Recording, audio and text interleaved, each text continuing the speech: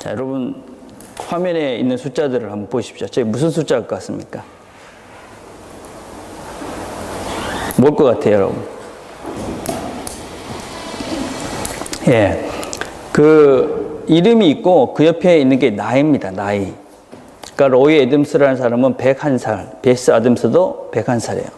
부부입니다. 근데 80년 동안 같이 살았습니다.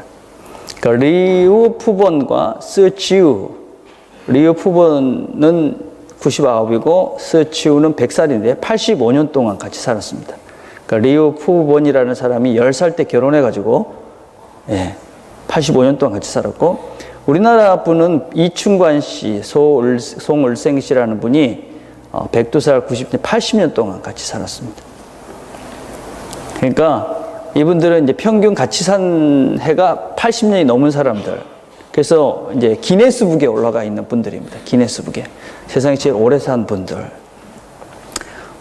이 사람들 다 아주 근데 평범한 사람들입니다. 애덤스라는 분은 이발사였고 아내는 주부였습니다. 리우라는 부부는 시골 농부 출신이었고, 이충관 씨라는 우리나라 분들은 제주도에서 어부였습니다.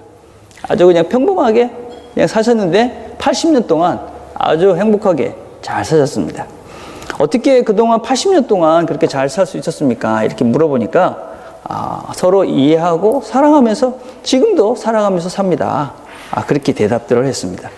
대단하지 않습니까? 근데 여러분 이런 말을 들으면 어떻습니까, 여러분? 딱 들으면 이렇게 나눌 수 있습니다. 뭐 별 생각 없는 사람이 있습니다. 그죠? 뭐 그래 살았네. 아직까지 철이 안 들어가지고 결혼을 생각 안 하는 사람들은 그럴 것 같아요. 그죠? 두 번째는 이런 사람이 있습니다. 야, 참 부럽다. 나도 한 사람하고 결혼해서 80년 동안 살아가지고 기네스북에 올라야지. 뭐 이런 사람이 있을 수 있고, 한 사람은 이런 종류의 사람도 있을 수 있습니다. 야, 지겹겠다. 어떻게 한 사람하고 80년을 사냐. 난 저렇게는 못 살아. 혹시 그렇게 생각이 드는 사람이 있으면 심각한 질병에 걸려있는 사람입니다. 이 사람은 가치관의 질병이 걸려있는 것이고, 또 심각하게 영적인 병에 걸린 것입니다. 혹시라도 그런 생각을 하고 있는 싱글이 있다면, 난 아직까지 결혼하려면 깡깡 멀었구나. 한참 있다 결혼해야 되겠다. 이렇게 생각하시면 됩니다. 결혼한 부부 중에 혹시라도 그런 생각을 하고 있다면 속히 금식이라도 해가지고 산에 올라가서 기도라도 하셔야 됩니다. 이혼율이 급증을 하고 있죠. 여러분 잘 알다시피. 근데 사실은 결혼을 하면서 난 이혼해야지 그렇게 생각한 사람은 아무도 없습니다. 근데 왜 사람들은 그렇게 많이 이혼을 할까요? 왜냐하면 세상의 여러 가지 환경들이 우리로 하여금 정상적으로 이렇게 부부 생활을 하면서 참고 견디면서 그렇게 살아가는 것보다는 그렇게 사는 헤어져라. 뭐 이런 어떤 잘못된 가치관들을 우리도 모르는 사이에 이렇게 자꾸 세뇌하다 보니까 바른 것과 틀린 것을 제대로 분별하지 못하는 것입니다. 그래서 어떤 면에서는 뭐 이혼하신 분들이 뭐 이혼하고 싶어서 하는 것이 아니고 정말 잘못된 생각들 때문에, 주변의 환경들 때문에 그렇게 되는 경향들도 참 많이 있다는 것입니다. 그래서 결혼한 사람들은 정신을 차려야 됩니다. 그런 이상한 소리에, 이혼할 수도 있다라는 소리에 정신을 차리고 귀를 막아야 되고, 싱글들 잘 들어야 됩니다. 평생 내가 죽을 때까지 이렇게 사랑하면서 살 사람하고 결혼하시기를 바랍니다. 뭐 이 정도면 됐지, 뭐 이 정도 생긴 게 됐지, 뭐 이 정도 조건이면 됐지가 아니라 정말 내가 평생 사랑하면서 존경하면서 살 수 있는 그런 사람들을 찾아서 결혼하길 바랍니다. 물론 여러분들이 뭐 공주병에 걸려있고 왕조병에 걸려있는 사람들은 뭐 정신을 좀 차려야 되겠죠. 그죠? 환상 속에 살면 안 되겠지만, 무슨 뭐 백마 타고 오는 왕자나 기다리고 있으면 안 되겠지만, 그럼에도 불구하고 우리가 정말 내가 사랑할 수 있는 사람, 내가 사랑받을 사람, 이 사람과 결혼을 해야지 여러분들이 정말 행복한 인생을 살 수가 있습니다. 매주 첫 주는 가정에 대해서 우리가 설교를 하려고 합니다. 첫 주, 가정. 우리 교회 트리니티입니다. 그죠? 트리니티라는 뜻은 여러 가지 의미가 있는데 세 가지가 하나다, 이런 의미인데, 세상 가정 교회, 이게 우리 트리니티 교회의 한 모토입니다. 보통은 교회가 제일 중요하고 그 다음에 가정, 뭐 세상 이런데 우리는 거꾸로 되어 있습니다. 여러분, 세상이 제일 중요합니다. 세상이 어디입니까? 여러분의 일터입니다. 일터에서 열심히 사셔야 됩니다. 제일 많은 시간을 보내잖아요. 그죠? 그래서 좋은 여러분이 성실하게 일할 수 있는 일터를 찾으셔야 됩니다. 그 다음에 가정이 중요합니다. 가정. 가정은 성전이고 천국입니다. 가정에서 여러분이 천국을 누리지 못하며 살면 결코 행복할 수가 없습니다. 이 세상과 가정에서 잘 살기 위해서 교회가 여러분을 돕고 있는 것입니다. 그래서 우리 교회는 패밀리 인터그레이티드 처치를 추구한다. 그렇게 이야기했습니다. 아주 간단한 개념이지만 쉬운 것은 아닙니다. 이 개념은 아주 심플한 것입니다. 우리는 모든 세대가 같이 예배를 드릴 것입니다. 그래서 우리가 나중에 아이들이 자라도 우리는 같이 예배를 드릴 생각입니다. 그리고 자녀들의 신앙교육은 부모가 집에서 하는 것입니다. 교회에서 신앙교육을 하는 주일학교는 이제 우리 교회는 안 할 생각입니다. 왜냐하면 이미 어떤 면에서는 주일학교가 자녀들의 신앙교육을 책임질 수 있는 시대는 지났습니다. 그래서 우리는 부모가 제대로 된 신앙을 가지고 집에서 자녀들을 키워가는 이런 교회를 꿈꾸고 있습니다. 그리고 가정이 성전입니다. 가정이 성전이다. 예. 교회가 성전이고, 그죠? 우리 자신이 성전이듯이 가정이 거룩한 교회입니다. 거룩한 하나님의 집입니다. 자, 그래서 오늘은 그 가정의 중심인 어머니에 대해서 우리 같이 생각을 해보렵니다. 엄마. 예. 어머니가 어떤 존재인가? 여러분, 전부 다 어머니가 될 사람들이고, 또 어머니와 같이 살 사람들입니다. 그죠? 또 어머니가 다 있습니다. 어머니가 어떤 존재인가? 성경이 이야기하는 어머니는 누구인가? 이런 얘기를 해보려 합니다. 탈무드에 있는 이야기 중에 경건한 유대인 부부가 결혼을 했습니다. 근데 10년이 지나서 아기가 없어가지고 이혼을 했습니다. 유대인들에게 있어서 부부가 결혼을 했지만 아기가 없으면 이건 하나님이 원하시는 결혼이 아니다. 그러고 이혼을 합니다. 왜냐하면 자녀는 하나님의 축복의 상징이기 때문에 자녀가 없다. 그건 하나님이 우리의 결혼을 원치 않았던 거다. 이래서 이혼을 합니다. 그래서 이혼을 했습니다. 그리고 두 명 다 사악한 남자를 만나고 사악한 여자를 만났습니다. 무슨 얘기냐면 사악한 여자를 남자가 결혼을 했습니다. 남자도 사악한 남자가 됐습니다. 근데 사악한 남자를 만난 여자는 사악한 남자를 변화시켜서 경건한 유대 교인을 만들었다. 이게 탈무드에 있는 이야기입니다. 그래서 세상은 남자들에서 움직이지만 그러나 그 남자는 여자들에서 움직인다. 그렇게 이야기합니다. 그래서 여성이 남성보다 훨씬 더 신앙적인 측면에서 중요합니다, 여러분. 오늘 왜 이것이 중요한가 하는 얘기를 같이 나눠보려 합니다. 여러분, 사람이 하나님을 알 수 있는 방법은 세 가지가 있다고 이야기를 합니다. 하나님을 어떻게 우리가 알 수 있느냐? 하나님은 하나님 자체가 있기 때문에 하나님이 우리에게 알려줄 수 있습니다. 아주 특별한 경우죠.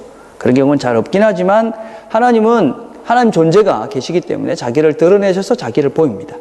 두 번째는 내적 원리라는 것이 있습니다. 그것은 뭐냐면 하나님께서 우리 안에 믿음과 이성이라는 것을 주셨습니다. 그래서 그것을 통해서 하나님을 알 수 있는 길들이 있습니다. 세 번째는 외적인 것들을 주셨습니다. 그게 뭐냐면 자연을 통해서 보니까 하나님이 저런 대단한 분이구나. 또 성경을 통해서 성경을 보면서 하나님 이런 분이구나. 그런 것들을 우리에게 가르쳐 주셨습니다. 그래서 우리 안에 있는 내적인 믿음과 이성이라는 것을 통해서 하나님이 외적으로 우리에게 주신 자연 계시, 자연과 말씀을 잘 보면 우리가 그 속에서 하나님을 발견하고 하나님을 알아갈 수 있게 되어집니다. 근데 성경은, 또 성경적 원리는 이 이성이라는 파트는 아버지에게 맡겼습니다. 그리고 신앙이라는 감성적 부분은 어머니에게 맡겼습니다. 제가 이렇게 이야기하는 것을 여러분이 오해하시면 안 됩니다. 어떤 오해를 하냐면 옛날에 그런 책들이 많이 있었죠. 남자보다 여자가 훨씬 더 감성적이고 남자는 여자보다 이성적이다. 그게 잘못됐다는 이론이 얼마 전에 제가 책을 보면서 발견했습니다. 결코 그렇지는 않답니다. 남자도 여자도 다 이성적이고 감성 비슷비슷합니다. 환경 때문에. 그런데 그보다 더 근본적인 이것은 감성과 이성의 문제가 아니라 신앙과 믿음과 우리의 신앙 교육, 양육이라는 것과 교육이라는 문제를 이야기하는 것입니다. 그래서 왜 부모 중에 아버지가 그 말씀을 가르쳐야 되고 왜 부모가 이 믿음의 본을 보여줘야 되느냐 하는 부분을 이야기하는 것입니다. 여러분, 이 히브리 단어 중에 이 엄마라는 단어가 있습니다. M이라고 그럽니다. 여러분 한번 제가 보면. 그런데 이 신앙이라는 말은 그 에나흐라는 말입니다. 그 다음에 여러분 두 번째 추루라는 것은 다 에무트라는 단어입니다. 그 다음에 세 번째는 아멘이라는 단어입니다. 여러분 뭐가 비슷합니까? 첫 번째 두 단어가 다 똑같죠. 그죠? 믿음이라는 말과 진리라는 말과 아멘, 그렇습니다. 확실합니다. 라는 이 세 단어의 시작이 어디서부터 된 것이냐면 M이라는 엄마라는 단어로부터 시작이 됐습니다. 그래서 이 신앙이라는 것이 진리라는 우리가 배워야 되는 진리라는 것이 그것이 확실한다는 그런 이 신앙적 시작이 바로 어머니로부터 우리 신앙과 진리와 우리가 구원의 확신을 얻어가는 그런 확신의 문제가 어디서부터 시작이 되는 것이냐? 바로 어머니부터 시작이 된다는 것입니다. 성경에 보면 참 재밌는 구절이 하나 있습니다. 디모데후서 1장 5절에 보면 이는 내 속에 거짓이 없는 믿음이 있음을 생각합니다. 이 믿음 먼저 내 조모 로이스와 내 어머니 유니게 속에 있더니 내 속에도 있는지를 확신하노라. 디모데에게 내 믿음이 참 깨끗한 믿음이 있는데 네 외할머니, 네 어머니 그걸 보니까 너한테도 좋은 믿음이 있다. 어머니와 외할머니의 믿음 참 좋다. 이런 얘기는 있는데 너가 아버지의 믿음을 보니까 너 참 좋겠다. 그런 건 성경에 없습니다. 참 재밌죠. 그죠? 네. 그래서 신앙적 유산의 근거를 어머니에게 두고 있다는 것입니다. 아버지에게는 성경을 가리키라고 이야기합니다. 에베소 6장 4절에 보면 아비들아 너희 자녀를 노엽게 하지 말고 오직 주의 교훈과 훈계로 양육하라. 그래서 다시 한번 그림을 보면 사람이 하나님을 알아가는 과정은 두 가지의 기둥이 있습니다. 이성과 감성. 다시 얘기하면 우리의 신앙과 또 계시라는 두 가지 틀이 있습니다. 이 틀을 아버지와 어머니라는 두 기둥이 자녀들에게 가르쳐서 자녀가 하나님을 알아가도록 해야만 하는 것입니다. 그래서 우리가 신앙이라는 어떤 감성적 부분, 어떤 믿음이라는 부분과 아버지가 이성적으로 아이들을 말씀으로 잘 양육하는 이 두 개가 같이 조화를 이루어 갈 때 진정 우리 자녀들이 믿음으로 아주 아름답게 잘 커갈 수 있다는 것입니다. 자, 그런데 여러분, 믿음이 먼저겠습니까? 아는 것이 먼저겠습니까? 여러분, 알고 믿습니까? 믿고 알게 됩니까? 많은 사람들은 이렇게 이야기합니다. 하나님을 뭐 알아야 믿지. 여러분, 그렇지 않습니다. 여러분. 믿어야 알게 됩니다. 모든 학문과 모든 지식의 시작은 믿음부터 시작이 됩니다. 믿음이 없이는 알 수가 없습니다, 여러분. 여러분, 예를 들어 봅시다, 여러분. 비행기를 만들었습니다. 비행기를 만들었을 때 과연 그 라이트 형제가 비행기를 만들 수 있는 모든 지식이 있어서 비행기를 만들었을까요? 아닙니다, 여러분. 그 사람들은 어떤 믿음이 있었냐면 우리가 하늘을 날 수 있다. 그런 믿음이 먼저 그들에게 있었습니다. 그러고 난 다음에 그 믿음을 가지고 난 다음에 그 믿음을 확신시키기 위해서 지식을 쌓아갖고 결국 그 사람들은 그 믿음을 실제 지식화하여 결국 그들은 하늘을 나를 수 있는 비행기를 만들 수 있었습니다. 그래서 모든 과학들도 마찬가지입니다. 이런 사이언티스트들이 처음에 무슨 뭐를 다 알고 실험하지 않습니다. 여러분 뭐 돈이든에 있으면 그 과학하는 뭐 이렇게 박사학위 하는 친구들 있지 않습니까? 그 친구들이 어떤 지식을 알아서 하는 그렇지 않습니다. 먼저 가설을 세웁니다. 이건 이럴 거야. 거기에 대한 믿음이 있는 것이죠. 그래서 그 믿음을 확인해 가는 것입니다. 지식을 통해서. 하나님도 마찬가지죠. 하나님도 여러분이 하나님에 대해서 뭘 알 수 있겠습니까? 하나님을 먼저 믿는 것입니다. 그러면 그 다음에 하나님에 대한 지식을 쌓게 되고 그래서 우리는 하나님을 조금씩 알아가게 됩니다. 그래서 믿음이 지식보다 우선합니다. 그래서 요즘 그런 얘기 많이 하죠. IQ보다 EQ가 중요하다. 인텔리전스 쿼테이션보다는 이모션 쿼테이션이 중요하다. 왜? 우리의 감성, 이게 크리에이티브잖아요. 그죠? 우리의 창조적인 생각들, 이런 것들이 훨씬 더 중요하다. 왜 그러느냐? 이게 믿음이기 때문에 그렇습니다. 그래서 어머니의 신앙이 사실은 자녀들의 신앙의 기초다 하는 것을 기억하셔야 합니다. 여러분, 그뿐 아니죠. 여러분, 자녀가 태어납니다. 누구하고 같이 삽니까? 최소한 2년은 아무리 그래도 그죠? 2년 정도는 엄마와 자녀는 뗄 수 없는 관계가 됩니다. 뱃속에서 10개월 동안 엄마와 둘만의 시간을 있는 것이잖아요. 그죠? 아기를 낳고 난 다음에 한 1년 가까이는 계속 젖을 먹이면서 아기와 함께 합니다. 예. 그래서 여러분, 아빠들이 정신을 차려야 됩니다. 아빠가 아이들을 정말 힘쓰고 애써서 아이들과 함께 하려고 노력하지 않으면은 아이와 친밀해질 수가 없습니다. 그죠? 애쓰셔야 돼요, 여러분, 남자들이.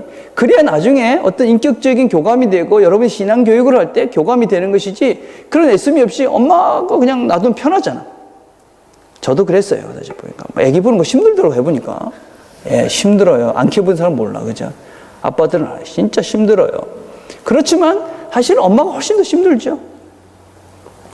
근데 엄마들은 별로 불평을 안 하는데 아빠들은 불평을 좀 많이 하는 편이 있지요. 저도 그랬으니까 여러분도 그럴 거라고 생각해요. 아빠들 정신을 차려야 돼요. 아빠들이 정말 아기에 대해서, 우리 아이에 대해서 정말 마음을 다해서 잘 돌보지 않으면, 내가 정말 최선을 다해서 보지 않으면 아이와 내가 엄마만큼의 인격적 교감을 이룰 수는 없어요. 그래서 여러분, 정말 자녀를 잘 키우려면, 균형 있는 아이로 잘 키우기 위해서는 아빠들이 노력을 아주 힘써서 애써야 되는 것이죠. 그럼에도 불구하고 이 신앙적인 처음 시작은 누구냐? 당연히 엄마입니다. 엄마. 예, 엄마의 신앙이 무엇보다도 중요합니다. 엄마의 그런 믿음, 엄마의 그런 마음, 하나님을 의지하는 그 감성적인 것들이 자녀들에게 자연스럽게 흘러갈 수밖에 없는 것이지요. 예. 뱃속에서 10개월 있고 나와서 한 2년 동안, 그죠? 거진 엄마와 함께 하는데 그 마음이 자녀에게 갈 수밖에 없는 것입니다. 엄마들이 그래서 신앙이 무엇보다도 우선될 수밖에 없다는 것입니다.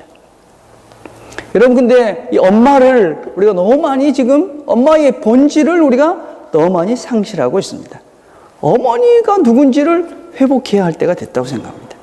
여러분, 창세기 3장 20절 말씀을 보면 아담이 그의 아내 이름을 하와라 불렀으니 그는 모든 산자의 어머니가 되밀어라. 여러분, 하와라는 말은 생명이라는 말입니다. 생명, 라이프입니다, 여러분. 어머니는 그래서 생명입니다. 모든 산자의 어머니가 된 것이죠. 생명의 근원. 어머니는 생명의 근원입니다. 여러분 중에 어머니를 통하지 않고 이 땅에 온 사람은 아무도 없죠, 그렇죠? 예, 다 엄마를 통해서 이 땅에 오셨어요, 그렇죠? 우리의 생명의 근원은 바로 엄마죠, 그렇죠? 성경 공부하면서 우리가 어떤 얘기를 좀 했냐면, 왜 세상이 점점 더 이렇게 흉악해지는가, 황폐해지는가? 여러 얘기를 하면서 그런 얘기를 했습니다. 생명에 대한 존귀함을 상실해가고 있는 시대다. 생명 자체를 존귀 여기지 않는다. 왜 사람들이 스스로 목숨을 끊는 사람이 많습니까? 우리나라가 OECD 중에 제일 1등이라고 그럽니다. 그죠? 예. 우리가 살면서 힘든 시간이 없는 사람은 아무도 없습니다. 그죠? 예. 다 힘든 시간은 다 있죠. 죽고 싶은 그런 마음이 평생 들어서 한 번도 안 들었다. 그런 사람은 없습니다, 여러분. 다 죽고 싶은 때가 있고, 또 죽으면 끝날 것 같은 그런 마음이 들 때가 다 있습니다. 예. 그런데 많은 사람들이 정말 그 중에 어떤 사람들은 그렇게 죽어버립니다. 왜냐하면 자신의 삶의 어떤 힘듦의 무게가 이 생명의 무게보다도 훨씬 크다고 생각을 하는 것입니다. 생명의 무게. 우리가 살아가는 이 생명이라는 것에 대한 그 큰 무게가 자기가 겪고 있는 그 작은 것보다 더 크다고 느끼니까 그냥 생명이 그 소중한 것을 포기하고 마는 것이지. 여러분, 사진 한번 보실래요? 여러분, 이 사람은 닉 부이치치라는 사람입니다. 아시죠? 그렇죠? 이 사람은 태어날 때부터 손발이 없이 태어난 사람입니다. 저게 저 사람의 전부입니다, 여러분. 예. 이 사람보다 더 불행한 사람이 있을까요? 예. 여러분, 저 사람보다 더 불행한 사람은 이 중에는 아무도 없습니다. 저 사람은 지금 결혼해가지고 아기까지 낳고 잘 살고 있습니다. 여러분, 생명을 경시하다 보니까 자기 생명을 경시할 뿐만 아니라 남의 생명도 쉽게 죽입니다. 요새 신문을 보면 맨날 사람 죽였다는 얘기입니다. 그것도 아주 우리가 말에 옮기기도 참 힘든 그런 사건들이 날마다 일어납니다. 진짜 부모를 죽이기도 하고, 친구를 죽이기도 하고, 얼마 안 되는 돈 때문에 죽이기도 하고, 남자가 자기 여자친구 만났다고 죽이기도, 하여튼 뭔가 정말 말도 안 되는, 이 생명과는 도저히 비교할 수 없을 그런 가치 없는 그것 때문에 이 영원한 가치의 생명을 포기하게 합니다. 성이라는 것이 사랑이 없습니다. 생명이 없는 동물적 본능적 행위로 변해가고 있습니다. 사랑이 없는 성행위가 많습니다. 여러분, 이런 것들은 냉정하게 얘기하면 우리가 인간됨을 포기하는 동물적 행위들입니다. 사랑과 생명이 없는 성, 어머니가 없는 성.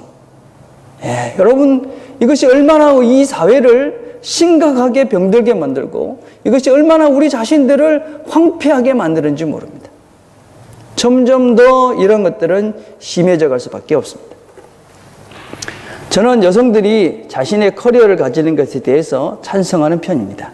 여러분, 어머님들도, 여자들도 좋은 커리어를 갖고 사회에 열심히 봉사할 수 있습니다. 그러나 자신의 커리어보다도 어머니됨을 우선해서는 안 된다고 생각합니다. 어머니됨보다 우선될 수 있는 자신의 커리어를 생각해서는 안 됩니다. 어머니는 생명입니다. 여러분, 생명보다 소중한 것이 있습니까? 없지 않습니까? 사회학적으로 이혼율의 증가의 가장 큰 이유가 여성들의 지위 향상이다, 그렇게 이야기합니다. 그동안 여성들이 많은 불평등 속에 살았기 때문에 여러 가지 손해를 보고 여러 가지 박해를 받았습니다. 그렇지만 그런 평등으로 인해서 생겼던 이 문제는 우리가 해결을 해야 된다는 것입니다. 1970년대부터 이혼이 급속하게 늘었습니다. 여러 가지 원인이 있지만 그 중에 대표적인 것이 여성들의 지위 향상입니다. 여성들이 재정적인 능력이 커졌고 사회적으로 보장이 되어졌습니다. 그래서 이혼을 하면 남자 여자 재산을 반으로 나눌 수 있었습니다. 그러고 난 다음에 이혼이 급속하게 늘어갔습니다. 그러고 나니까 지금 젊은 세대들 중에는 많은 사람들이 결혼을 하지 않고 살겠다는 사람이 늘어났습니다. 얼마 전에 제가 신문을 보니까 2030년경 가족 구성 방식에 대해서 젊은 사람들을 인터뷰를 하고 앙케이트 조사를 했어요. 근데 결혼하지 않고 혼자 살겠다, 그렇게 얘기한 사람이 61.1%가 되었습니다. 그러니까 2030년이 되면 결혼하지 않고 사는 사람이 절반이 훨씬 넘어간다 하는 것입니다. 또 결혼을 하고 난 다음에 아기를 갖지 않겠다라고 대답한 사람은 47.7%나 됐습니다. 2명 중에 1명은 아기를 안 낳고 그냥 살겠다. 근데 남성과 여성 차이가 있었어요. 여성들은 거진 50% 정도 가까이가 혼자 살겠다 이렇게 대답하고 아기 없이 살겠다고 그랬는데 남성들은 35%, 25%밖에 되지 않았습니다. 여성들이 왜 결혼하지 않고 아기 낳지 않고 살겠다 그럽니까? 이유는 간단하지요. 자기를 손해보고 싶지 않다, 희생하고 싶지 않다. 어떤 면에서는 생명보다 더 자기의 커리어를, 자기의 삶을 더 중요하게 생각하는 것이죠. 물론 여성의 삶도 중요합니다. 더 중요한 것이 무엇인지, 무엇을 우리가 더 중요하게 생각해야 되는지를 우리 엄마들이, 우리 모두가 올바른 크리스천들이 바른 생각을 가지고 정말 어머니의 존재가 무엇인지를 다시 한번 생각하고 바른 가치관을 가져야 합니다. 생명보다 중요한 것은 없습니다. 그죠? 엄마는 정말, 어머니는 위대한 존재입니다. 제가 맨날 이런 얘기 합니다. 여자들이 머리가 나쁘다. 왜냐하면 첫째 낳고 둘째 낳는 거 보면 진짜 머리가 나쁘다, 그런 얘기를 하죠. 그죠? 첫 번째 아기 낳고 그렇게 힘들었는데 둘째를 떠났습니다. 왜냐하면 첫 번째 아기 낳을 때 힘들었던 게 두 번째는 괜찮느냐? 그렇지 않아요. 그죠? 힘들지만 떠났습니다. 왜 그렇습니까, 여러분? 그만한 고통까지도 감당할, 그죠? 그런 고통보다도 생명이 더 소중하다는 것을 알기 때문에 또 아기를 낳는 것이지. 요새 이제 젊은 사람들하고 이야기하면 옛날하고 10년 전하고 정말 많이 달라졌어요. 어떻게 달라졌냐면, 10년 전만 해도 제가 자매들에게 꿈이 뭐예요? 그렇게 물어보면 현모양처입니다, 그런 얘기를 했어요. 현모양처라는 말 아십니까?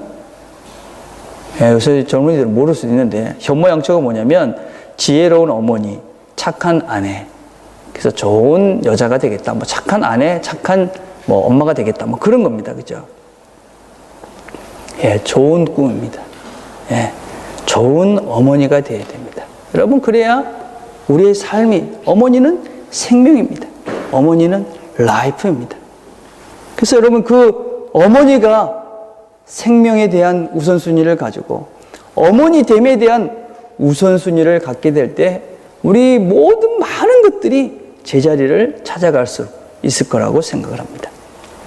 여러분, 그럼 좋은 어머니는 어떤 사람입니까? 좋은 어머니.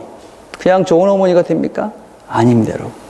이사야서 49장 15절에 보면 이런 말씀이 있습니다. 여인이 어찌 그 젖먹는 자식을 잊겠으며 자기 태에서 난 아들을 긍휼히 여기지 않겠느냐. 그들은 혹시 잊을지라도 나는 너를 잊지 아니할 것이라. 하나님이 우리를 사랑하시는 그 마음을 어떻게 표현하고 있냐면 젖먹이는 엄마의 비교를 하고 있습니다. 그만큼 이 젖먹이는 엄마의 사랑은 이 땅에서 무엇보다도 소중하고 귀중합니다. 여러분, 자녀를 낳고 키우는 것은 쉬운 일이 아닙니다. 그죠? 여러분들이 무슨 지금 이성간에 사랑하는 것, 그거는 엄마의 사랑과는 비교할 수가 없는 것입니다. 그죠? 그런데 엄마가 된다고 다 그런 사랑할 수 있는 존재가 되느냐? 그렇지 않습니다. 엄마가 되지만 아기를 버리는 엄마도 있습니다. 엄마가 되지만 때때로 우리는 귀찮기도 합니다. 엄마가 되지만 어떤 때는 너 때문에 내 인생이 이렇게 됐어 하고 한탄하기도 하고 미워하기도 합니다. 그냥 가만히 우리가 있는다고 우리 모두가 좋은 엄마가 되느냐? 안 그렇습니다, 여러분. 인간은 본성적으로 그렇게 모든 것들을 포기하고 다른 사람을 사랑할 수 있는 존재들이 되지 못합니다. 우리는 사랑을 알아야 됩니다. 정말 바른 사랑을 알아야만 합니다. 바른 사랑이 어디서부터 시작이 됩니까? 요한일서 4장 7절과 8절 이렇게 얘기합니다. 사랑하는 자들아, 우리가 서로 사랑하자. 사랑은 하나님께 속한 것이니 사랑하는 자마다 하나님으로부터 나서 하나님을 알고 사랑하지 아니하는 자는 하나님을 알지 못하나니 이는 하나님은 사랑이십니다. 하나님의 사랑 얘기하니까 똑같은 얘기라고 생각하지 잘 들으시길 바랍니다. 이 사랑은 우리가 얘기하는 사랑과는 다르죠. 이 사랑은 아가페 사랑이라고 합니다. 아가페 사랑이라는 것은 절대적 사랑을 이야기합니다. 희생적 사랑이고 이것은 무조건적인 사랑입니다. 조건이 없는 사랑. 우리 인간은요, 무조건적 사랑이라는 것이 이해가 되지가 않습니다. 여러분, 우리 자녀들까지도 어떤 면에서 참 우리가 무조건으로 사랑하는 것 같지요? 안 그럴 때가 훨씬 더 많습니다. 여러분, 우리 자녀를 막 사랑하지만 제대로 안 하면 밉습니다, 여러분. 저 어디 갖다 버리고 싶을 때도 있습니다. 이게 인간입니다. 그죠? 근데 하나님은 그렇지 않죠. 하나님은 무조건 우리를 사랑하십니다. 하나님은 우리를 무조건 사랑합니다. 여러분, 우리가 그 하나님이 우리를 무조건 사랑한 그 사랑을 깨닫고 알게 되면 우리가 그 사랑을 자녀들에게 할 수 있게 되어집니다. 하나님은 우리를 사랑하시는데 우리가 뭘 잘해서, 뭘 특별해서가 아니라 그냥 아무런 조건 없이 우리를 사랑하십니다. 근데 우리는 그게 잘 이해가 안 돼요, 사실은요. 여러분, 오늘 예배를 드리면서 이런 생각, 하나님이 오늘 내가 예배를 드렸으니까 조금 날 더 사랑할 거야. 그런 생각을 할 가능성이 많습니다. 또 여러분들은 또 예를 들면 또 나쁜 짓을 하고 나면 내가 저 나쁜 짓 했으니까 하나님이 내가 좀 미워하실 거야. 이런 생각을 할 가능성이 참 많죠. 그죠? 물론 그럴 수 있는 면도 있을 수 있다고 생각합니다. 그러나 그렇지는 않죠. 그죠? 여러분, 우리가 왜 하나님의 사랑이 무조건적이고 이 하나님의 사랑이 무엇이냐 하면요. 왜 하나님의 사랑이 조건이 될 수 없느냐? 우리가 여러분 하나님께 이쁜 짓을 해봤자 사실은 우리가 얼마나 더 나쁜 짓을 하면서 살고 있는지 우리가 알기 때문에 그렇습니다. 하나님께 이쁜 짓 해봤자 얼마 하겠어요? 근데 나쁜 짓은 훨씬 더 많이 하죠. 마음에 수많은 죄를 짓고 보이지 않는 곳에서는 말할 수 없는 그런 추한 생각을 하고 그런 삶을 삽니다. 그래서 우리는 하나님으로부터 사랑받을 만한 조건을 갖고 있는 자들이 못 됩니다. 하나님 우리를 그냥 사랑하시는 것이죠. 근데 중요한 건 뭐냐면요. 이렇게 이야기하면 그래, 하나님 무조건 사랑하셔. 머리는 받아들여지는데 감동이 없는 사람들이 참 많습니다. 여러분들이 그럴 수 있겠지. 그래. 그런데 정말 마음속에 마음속에 그래. 그래서 그 사랑이 여러분 마음에 와 닿아서 그래, 하나님이 나를 사랑하셔. 그래서 내 삶을 바꿀 만한 감동과 내 삶을 바꿀 만한 충격이 오지 않습니다. 왜 그러냐? 여러분, 제가 여러분들에게 말씀을 전하는 것은 다른 것이 아니지요. 여러 가지 많은 이야기를 하지만 제일 중요한 것은 하나님이 여러분을 사랑하십니다. 그 사랑을 좀 아시길 바랍니다. 그 얘기를 하는 것입니다. 여러분이 그 사랑을 알고 그 사랑이 여러분 마음속에 충격이 와서 아, 그렇구나. 그게 은혜이지, 은혜. 예, 은혜는 다른 것이 아닙니다, 여러분. 하나님이 나를 사랑하셔. 근데 어느 순간 내가 그게 믿어지고 받아들여져서 그렇구나. 나 같은 죄인, 내가 이렇게 잘못하며 사는데도 하나님이 나를 사랑하는구나. 그게 받아들여지면, 그게 여러분 마음속에 인정이 되어지고 그렇구나. 그런 믿음이 생기면 여러분의 인생은 달라지는 것이죠. 여러분의 어머니가 됐을 때 정말 사랑할 수 있는 존재가 되는 것이죠. 여러분이 이 사랑을 알아야지 자녀를 정말 조건 없이 있는 그대로의 모습을 어머니로서 바른 사랑을 할 수 있는 것이죠. 저도 그런 사랑을 느끼고 싶어요. 그걸 깨닫고 싶어요. 잘 안 됩니다. 잘 안 되는 이유가 있을 것입니다. 여러분 자신의 마음을 잘 들여다보시고 왜 나는 그 사랑이 깨달아지지 않는가 생각해 보십시오. 우리 자신을 돌아보고 또 여러분이 어쩌든지 하나님이 말씀하시는 그 말씀 앞에 여러분 자신을 많이 노출시키는 것 외에는 다른 방법이 없습니다. 특별히 어머니들이 정말 나는 하나님의 사랑을 알고 그 사랑을 가지고 우리 자녀를 키우고 싶어. 그럼 여러분 자신을 깊이 보는 시간을 많이 가지시고 그리고 하나님 말씀 앞에 많이 노출을 하시고 하나님 말씀대로 살려고 애를 쓰시길 바랍니다. 어느 순간 여러분이 우리가 알지 못하는 그 하나님의 은혜가 여러분 마음속에 들어와 여러분도 모르는 은혜로 여러분이 하나님이 나를 정말 사랑하시는구나 하는 것이 그냥 알게 될 때가 그냥 받아들여질 때가 생긴다는 것입니다. 그럴 때 정말 사랑이 많은 좋은 엄마가 될 수가 있습니다. 자, 엄마의 사랑은 하나님으로부터 시작됩니다. 그러나 또 하나의 사랑이 있습니다. 그것은 뭐냐면 아내의 사랑은 남편으로부터 시작이 됩니다. 예, 여러분 남자들이 다 결혼할 거잖아요, 그죠? 예, 여러분도 마찬가지로 그 사랑을 알아야 남편이 아내를 사랑할 수 있고 아내를 사랑해야 그 아내가 사랑이 많은 사람이 돼서 자녀를 바르게 사랑할 수 있게 되어집니다. 에베소서 5장 33절 이렇게 얘기합니다. 그러나 너희도 각각 자기 아내 사랑하기를 자신같이 하고 아내도 자기 남편을 존경하라. 베드로전서 3장 7절에 남편들아 이와 같이 지식을 따라 너희 아내와 동거하고 그를 더 연약한 그릇이요 또 생명의 은혜를 함께 이어받을 자로 알아 귀히 여기라. 남편에게 하나님께서 하시는 말씀이 아내를 사랑하라. 아내를 귀히 여기라. 너희 몸같이 여기라 얘기합니다. 아내는 내 몸입니다, 여러분. 내 몸. 여러분 제가 그런 얘기했죠. 우리 자식은 나잖아요, 그렇죠? 예. 여러분 자식을 사랑하는 것만큼 사실은 아내를 남편이 더 사랑하면 자식은 자연스럽게 사랑할 수밖에 없습니다, 그렇죠? 예. 우리 부모님 시대에는 이런 이야기들을 종종 많이 했어요. 자녀들에게 해서는 안 될 말 중에 하나가 내가 너 때문에 산다. 내가 너만 아니었어도 뭐 그런 얘기들을 하셨어요. 그게 무슨 얘기냐면 남편이 꼴 보기 싫으면 그죠? 그걸 헤어지고 싶은데 내가 새끼 너 때문에 내가 너를 낳아서 내가 이혼하지 않고 아직까지 살고 있다. 뭐 그런 얘기입니다. 뭐 여러분들은 잘 안 들으셨을 거예요. 그죠? 예, 그렇게 이야기하는 분들이 종종 있었어요. 이 말은 사실 자식들에게 아주 큰 상처가 됐죠. 그죠? 예, 자녀들의 무의식 속에는 어떤 생각을 하고 있는 것이냐면 내가 엄마 아픔의 근원이구나. 그렇게 생각을 한 것이죠. 그래서 상처가 많이 그냥 모르는 상처가 생긴 것이 나는 다른 사람에게 어릴 때부터 아픔을 주는 존재야. 난 다른 사람에게 우리 엄마에게 특별히 내가 사랑하는 엄마한테 고통을 준 존재야. 예, 그렇게 자기도 모르게 인식이 된 것이죠. 예, 누구의 책임입니까? 그렇게 말하는 엄마의 책임이 아니라 남편의 책임이죠. 남편의 책임. 우리 집사람하고 그런 얘기를 해봤어요. 야, 진짜 내가 네 싫어하면, 별로 내가 네 안 사랑하면 우리 세호도 미워하고 그러니까 그렇다고 그러더라고. 예.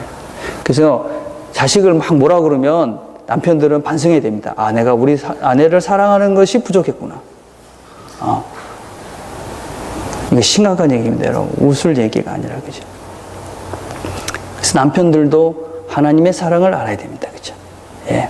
그래서 여성들이 정말 좋은 신랑 가면 누굽니까? 하나님의 사랑을 바로 아는 사람을 선택해야지만이 그 사람이 정말 바른 사랑을 할 수 있는 것이지.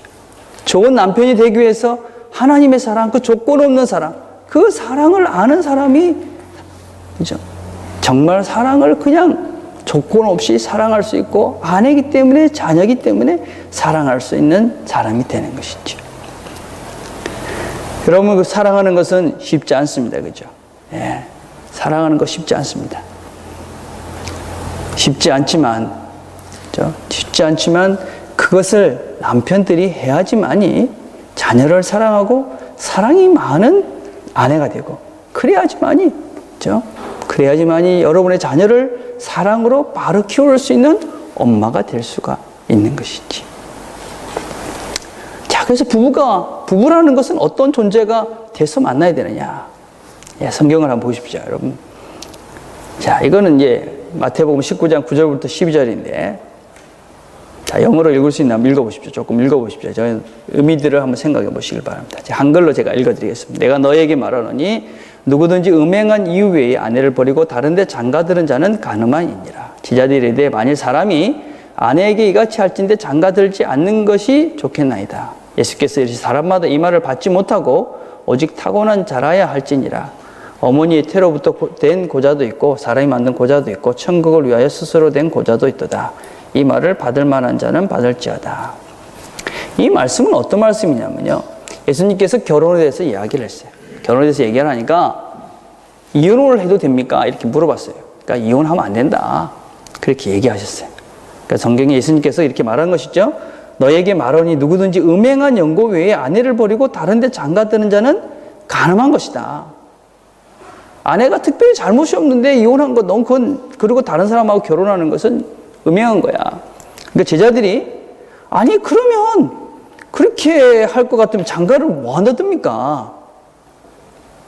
이 말의 배경은 어떤 것이냐면, 그 당시엔 그렇게 남자들이 여자를 버리고 다른 사람과 결혼하는 것이 너무나 흔해졌던 상황입니다. 결혼이라는 것이 그다음 남성 중심의 사회잖아요, 그죠? 그래서 나는 너를 싫어해, 나는 너를 싫어해, 나는 너를 싫어해. 그럼 이혼할 수 있었어요. 남자가 여자를 일방적으로 버릴 수 있는 사회적 배경이 있어요. 그래서 남자들이 다른 여자와 결혼하는 것이 특별한 문제가 아니었습니다. 근데 예수님께서 그렇게 하는 놈은 간음한 거다, 이렇게 이야기하니까 제자들이 듣고, 아, 그러면 결혼을 왜 합니까? 아, 그럴 것 같으면 결혼 안 하랍니다, 이렇게 이야기한 거예요. 그러니까 성경에서 이렇게, 메시지에서는 이렇게 이야기를 한 것이죠. 마태복음 19장 11절에 이렇게 이야기한 거예요. 예수님이 말씀하셨습니다. 모든 사람이 결혼하기에 충분히 성숙되지 않았으면 그냥 혼자 살아라, 그 얘기예요. 이게 무슨 얘기냐면요, 여러분, 성경에서 예수님이 혼자 살라는 얘기가 아니라 결혼을 할 존재가 되기 위해서는 성숙해져야 한다 하는 것입니다. 성숙해지지 않은 존재가 결혼을 하면 잘 살 수 없다. 성숙해진 다음에 결혼해라. 너네들이 성숙해지지 못하고 칠칠을 맞게 그냥 미숙한 존재로 결혼하면 힘드니까 성숙해져라 좀. 성숙해져야 바른 결혼 생활을 할 수 있다, 이런 얘기를 하고 있는 거예요. 여러분, 결혼을 안 한 친구들은 잘 들으십시오. 여러분 스스로가 난 좀 마추어져야지, 성숙한 존재가 됐을 때 결혼하십시오. 상대방을 이해할 수 있는 마음이 생겼을 때 결혼하길 바라요. 결혼한 부부들은 애쓰고 힘쓰시길 바랍니다. 성숙해져야 합니다. 성숙이 무엇입니까? 마추어됐다는 것은 익은 것입니다. 익으면 어떻게 됩니까? 고개를 숙입니다. 여러분들이 아내에게, 남편에게 고개를 숙일 수 있는 존재가 되어야 합니다. 요새는 뭐 지밖에 몰라가지고, 그죠? 뭐 다 남편 핑계대고 아내 핑계대고 그러잖아요, 그죠? 예, 그러면 안 됩니다. 자기가 미숙한 증거입니다. 아내를 생각하면 미안한 마음이 들고 감사한 마음이 들어야 합니다. 우리 아이 키운다 얼마나 수고합니까? 힘쓰고 애쓰는 것입니다. 남편을 생각하면 미안하고 감사한 것입니다. 늦게까지 일하고 열심히 성실하게 사는 남편을 보면 감사하고 고마운 것입니다. 그래서 고개를 숙이는 것입니다. 이게 마취된 성숙한 존재들의 모습입니다. 이렇게 될 때 결혼 생활이 행복해진 것이고, 그것이 부부가 될 때 그 부부가 행복하게 80년 동안 살 수 있는 것입니다. 성숙해지기를 바랍니다.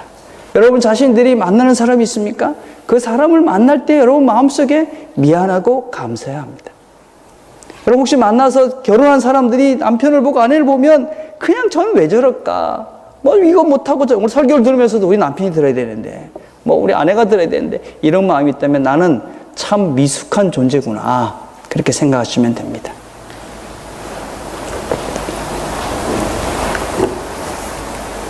우리가 어머니에 대해서 오늘 같이 생각을 해봤습니다. 어머니는 생명입니다. 생명보다 소중한 것은 이 땅에 하나도 없습니다. 어머니를 회복하길 바랍니다. 생명을 회복하는 가치관으로 여러분 자신들을 새롭게 만들어 가길 바랍니다. 좋은 어머니가 되길 바랍니다. 그냥 어머니가 되지 않습니다. 여러분 사랑 속에 진정한 하나님의 사랑이 담겨지길 바랍니다. 그 하나님의 사랑을 깨닫게 되길 바랍니다. 아내를 충분히 사랑할 수 있는 남편들이 되길 바랍니다. 그 사랑을 보고 내가 감사할 수 있는 아내가 되길 바랍니다. 성숙한 존재들이 되길 바랍니다. 서로를 바라봤을 때 미안하고 감사할 수 있는 존재들로 여러분이 자라가길 바랍니다. 그럴 때 여러분의 가정이 행복해질 것이고, 여러분의 부부 생활들이 행복해질 것이고, 그렇게 될 때 여러분의 가정 가운데 천국이 이루어질 것입니다. 기도하겠습니다. 하나님 아버지 참 감사합니다. 하나님께서 우리를 사랑하셔서 우리가 하나님의 사랑을 알고 어떻게 사랑해야 되는지를 배우고 깨닫게 하셔서 감사합니다.